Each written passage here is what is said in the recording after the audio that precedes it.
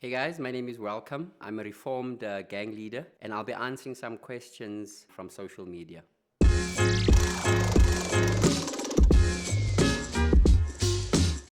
How was your first day, night in prison? Oh, for me, it was, it's like, firstly, I did not believe that I was in prison. It was first having to understand that I actually was there. So it wasn't a nice experience. It was hearing men cry, men shouting, screaming. A lot was happening. To be honest, I don't think I slept on my first night in prison, but it wasn't a nice experience. What was your day-to-day experience like in prison? So, in prison, we've got 24 hours. So, you have within that 24 hours where you are locked up for 23 and you are given 1 hour exercise. So, it was just, being locked up for 23 hours and just having 1 hour exercise. And going into exercise, it's like just gravel. There's nothing. There's nothing really to look forward to. It's just men walking up and down in a courtyard. So that's the day to day. If you are part of a school, you go to school. If you're part of a program, you go to a program. If you work in a kitchen, you go to the kitchen. If you are working in the fields, you go to the fields.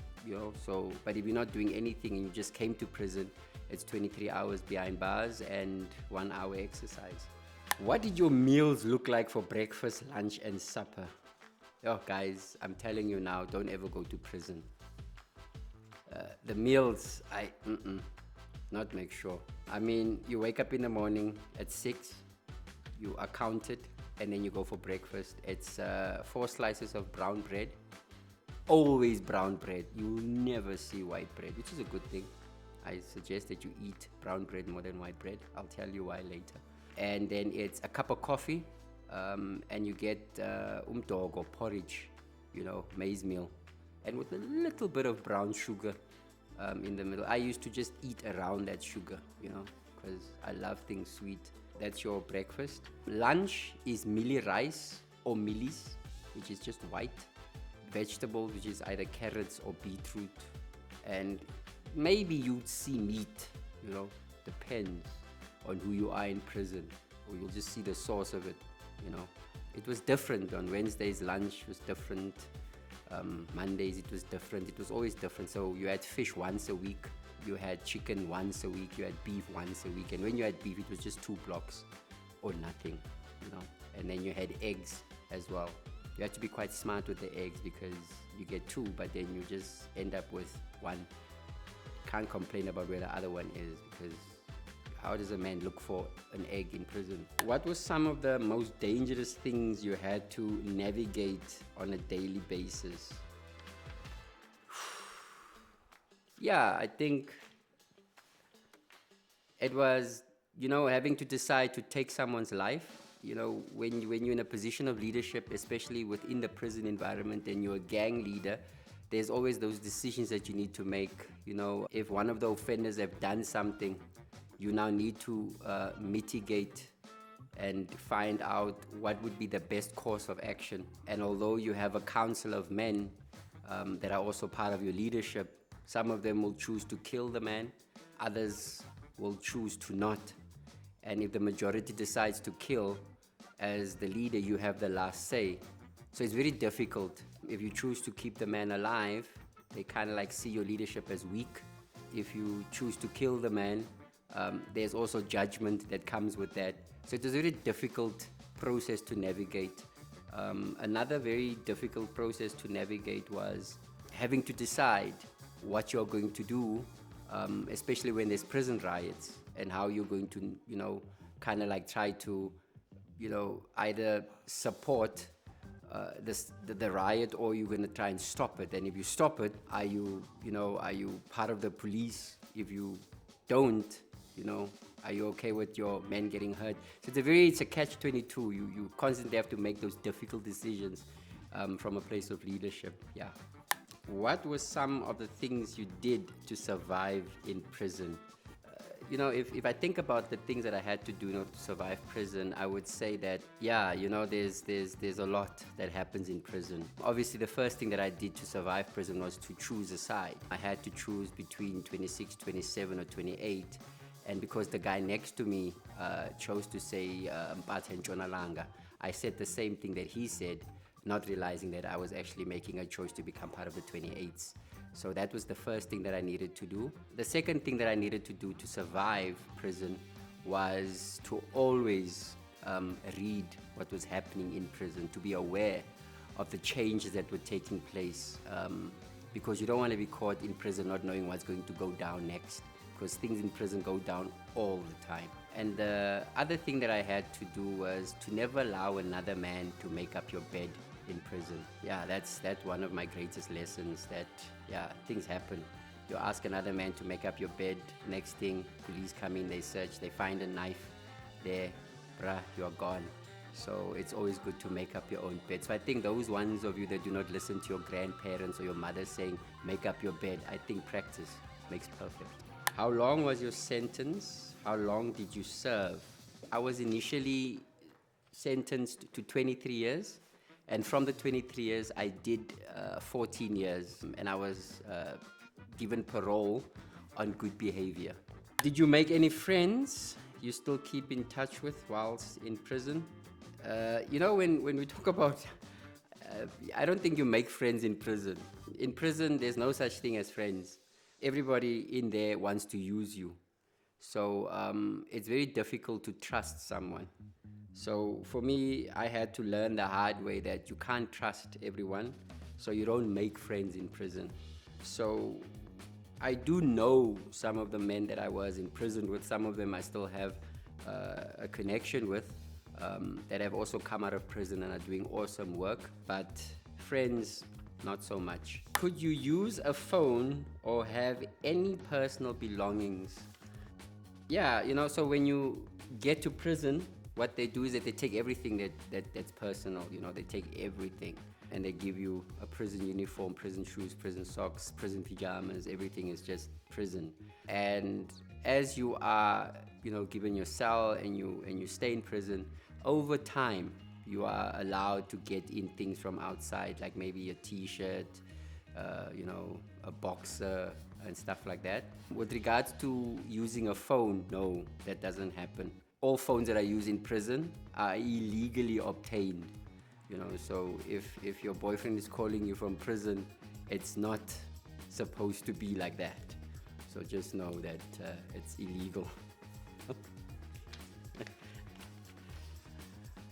Could you communicate with your friends or family outside? What was the process? Oh, that's a good question.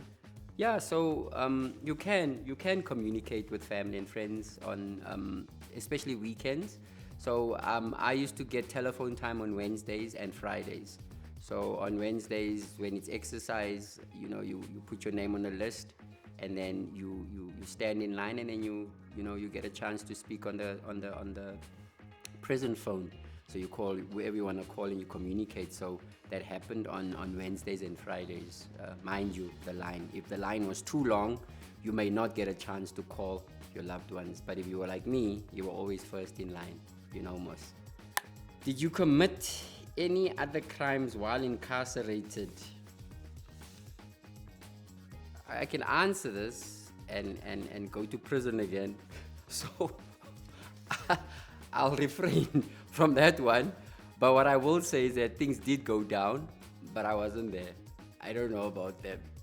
I might have seen something, but I wasn't there. How do you keep sane in a confined space with not much to do? That's a very, very good question. When you go to prison, the first thing they take from you is your freedom.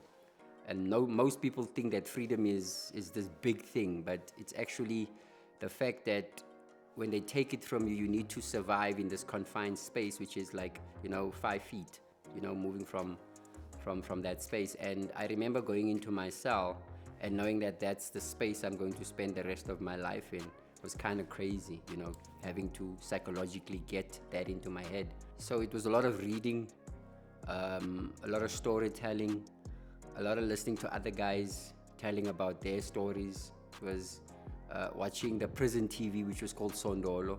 You know, you can't change anything on that TV. You watch nature the whole day, you know, elephants and rhinos and lions. You kind of become an animal yourself because of watching these animals doing what they do. Were there any illegal or forbidden stuff in prison? Like any other institution that you're not supposed to have things, you'll have things that you're not supposed to have. So I'm not going to mention those things, but yes, you know, you would sometimes see someone standing in the corner of the room making a call. Person is clearly not talking to himself, but you understand what I'm saying. So yeah, things like that would happen. So those things did happen. You would see things that you are not supposed to have in prison. So yeah, illegal stuff was in prison. What were your top 3 favorite things to do to kill time? Interesting question. To kill time. Well, firstly, we can't kill time in prison. It's like time stops there. It's like it just stops. So like I said, what I used to do when I was in prison, and being in a position of leadership, was to have consistent meetings with the men that I was in charge of. So it was always having meetings, hearing cases, having to decide on what to do. So there was always that drama of what happens. And I tell you, men have a lot of drama. So that was what I did. And then the other thing that I used to do to kill time in prison, was to just have moments of reflection. You know, just spend time alone. As a general, you could just take some time and just walk and just be on your own. If you could go back in time, what would you do differently? Wow, thank you for this question. It's a very important question.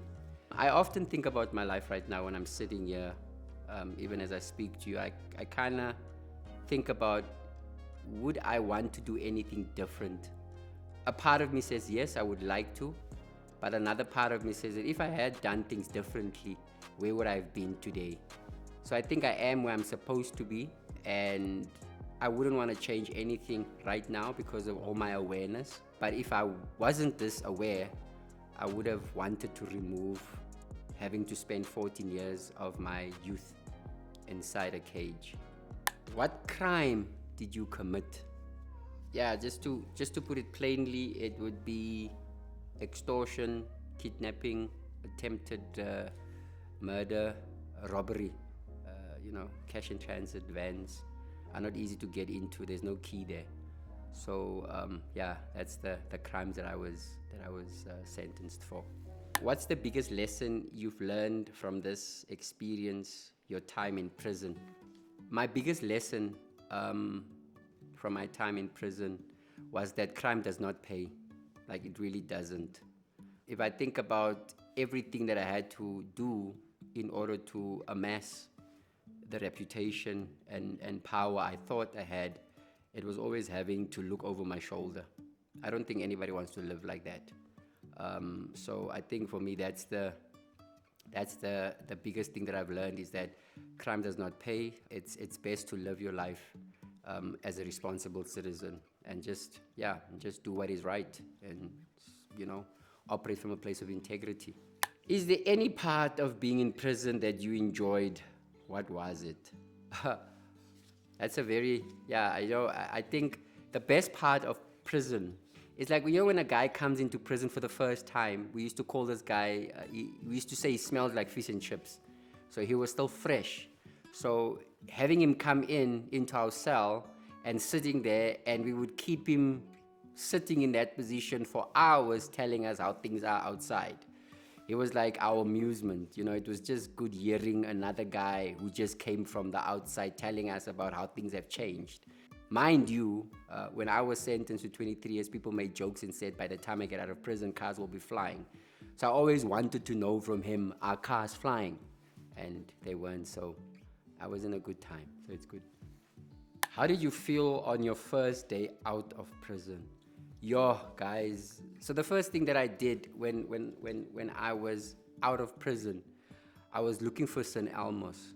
I wanted a pizza, only to discover that St. Elmo's didn't exist anymore. It was out of business. Yeah, so we went and we got pizza. I craved pizza. You would think that as a general in prison you would have it, but it was too far where I was. But the first thing I really had was pizza. That was the thing that I really wanted. So, have you kept any habits you developed in prison? Yeah, I think there's a lot you learn from prison, but I think for me, some of the habits that I kept from prison was paranoia, and you can ask my daughter about that, constantly checking in on her whether she's okay, wanting to know that she has arrived safely, that type of paranoia, and preparing for the worst, as a general. You can never really sleep with both your eyes closed in prison. So it was always that constant awareness of what's going on around you, being ready for danger. Another habit that I also never really got to shake off was my OCP, which is obsessive compulsive personality. Like everything needs to be in a certain way, yeah, it's not a disorder yet, it's still a personality. So I'm getting there. Yeah, another thing is also just the heightened awareness of danger, as I mentioned, just constantly being aware that the world is not a safe space. So you constantly want to protect your family and those close to you. So I think for me personally, I'm happy that prison has been able to inculcate those specific values in me. So yeah, it's good things that I've been able to take. But if you make me angry, obviously you'll see the other habits. But other than that, I'm good. What was the most scary or unpleasant experience in prison? I remember, watching the guys playing soccer on the field and going back to my room. But as I was going back, I wanted to take a shower, a quick one. And as I entered, the correctional officer was sitting in front, guarding the toilet or guarding the shower room. He stood up and he walked away as I entered. When that happened, from the corner of my eye, I remembered that something was going to happen. And these 6 men came in, and all of them had knives. And the only thing that I had in my hand to protect myself was a sock. And that's where I put the soap in, and I used that as a way of fighting. Hence the phrase saying that never drop the soap in prison. So that was one of the craziest things that I can remember, like where my life has always been in danger. But luckily, when you become a general, you always have people protecting you. But when they are not there, it's that type of thing of fearing for your life and being at near-death experiences in that way. I'm Welcome Vidboy, and this is Briefly Asks.